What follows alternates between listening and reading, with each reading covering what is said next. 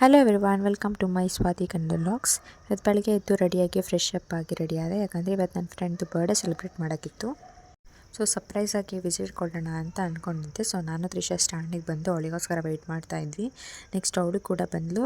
ಅವಳಿಗೆ ನಾನು ಸುಳ್ಳು ಹೇಳಿದೆ, ಊರಿಗೆ ಹೋಗ್ತಾ ಇದ್ದೀನಿ, ನೀವು ಹೋಗಿ ಬರ್ಡೇ ಸೆಲೆಬ್ರೇಟ್ ಮಾಡ್ಕೊಂಡು ಬನ್ನಿ ಅಂತ. ಸೊ ಅವಳನ್ನೂ ಇಬ್ಬರನ್ನೂ ಕಳಿಸ್ದೆ ಹೋಗಿ ಅಂತ. ಅವರು ಹೋಗಾದ್ಮೇಲೆ ಕೃಪನೂ ಬಂದಳು. ಸೊ ನಾನು ಅವಳು ಒಟ್ಟಿಗೆ ಹೊರಟ್ವಿ. ಅವರೆಲ್ಲ ಒಳಗಡೆ ಕೆಫೆ ಒಳಗಡೆ ಹೋಗಿದ್ರು. ನಾವು ಸರ್ಪ್ರೈಸ್ ಕೊಡೋಣ ಅಂತ ಆಚೆ ನಿಂತ್ಕೊಂಡು ಪೋಸ್ ತೊಗೊತಾ ಇದ್ವಿ. ನೆಕ್ಸ್ಟ್ ಸರ್ಪ್ರೈಸಾಗಿ ವಿಸಿಟ್ ಕೊಡೋಣ ಅಂತ ಒಳಗಡೆ ಎಂಟ್ರಿ ಕೊಟ್ಟೆ.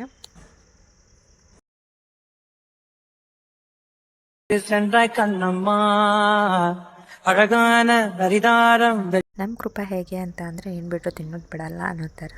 ಎಲ್ಲಿ ತಿನ್ನೋಕ್ಕಾಗಲ್ಲ ಅಂತ ಪಿ ಜಿಲಿ ತಿಂತೀನಿ ಅಂತ ಬಾಕ್ಸಿಗೆ ಬೇರೆ ಹಾಕೋಂತಹ ಇದ್ಲು. ನಾನು ಅದನ್ನು ವೀಡಿಯೋ ಮಾಡ್ತಿದ್ದೀನಿ ಅಂತ ನೋಡ್ಬಿಟ್ಟು ಕಣ್ಮುಚ್ಕೊಂಡ್ಳು. ನೆಕ್ಸ್ಟ್ ಇಲ್ಲೂ ಬಿಡ್ತಾ ಇರಲಿಲ್ಲ, ಇಲ್ಲೂ ಖಾಲಿ ಮಾಡಿ ಹೋಗ್ತೀನಿ ಅಂತ ಅದನ್ನು ತಿಂದು ಖಾಲಿ ಮಾಡ್ತಾಯಿದ್ಲು. ನಮಗೂ ಕೊಡದೇ ಇರೋ ಥರ ತಿಂತ ಕೂತಿದ್ಲು ಒಬ್ಬಳೇ. ಆಲ್ಮೋಸ್ಟ್ ನಮಗೆ ಎಕ್ಸಾಮ್ ಹಾಲಿಡೇಸ್ ಅಂತ ಕೊಟ್ಟು 1 ವೀಕ್ ಆಗಿತ್ತು. ಇವರಂತೂ ಮಾತಾಡಿತಾನೇ ಇದ್ದರು. ನೆಕ್ಸ್ಟ್ ಅಲ್ಲಿಂದ ಮುಗಿಸ್ಕೊಂಡು ಬಂದೆ. ಇವರೇನೋ ಸ್ಪೀಕರ್ ಅಂತ ತಂದಿದ್ರು, ಅದನ್ನು ನೋಡ್ತಾ ಇದ್ದೆ. ಬಟ್ ಇದು ನಾನು ಫಸ್ಟ್ ನೋಡಿದಾಗ ಯಾವುದೋ ಟೈರಿನ ಚಕ್ರ ಅಂದ್ಕೊಬಿಟ್ಟೆ, ಬಟ್ ಇದು ಸ್ಪೀಕರ್. ನೆಕ್ಸ್ಟ್ ಅಲ್ಲಿಂದ ಬಂದು ಕುರ್ಕುರೆ ಮತ್ತು ಜ್ಯೂಸ್ ತೊಗೊಂಡು ಕುಡ್ಕೊಂಡು ಸ್ಟ್ಯಾಂಡಿಗೆ ಬಂದೆ. ನಾನು ಅಮ್ಮಂಗೆ ವೆಯ್ಟ್ ಮಾಡ್ತಾಯಿದ್ದೆ. ಅಮ್ಮನೂ ಬಂತು.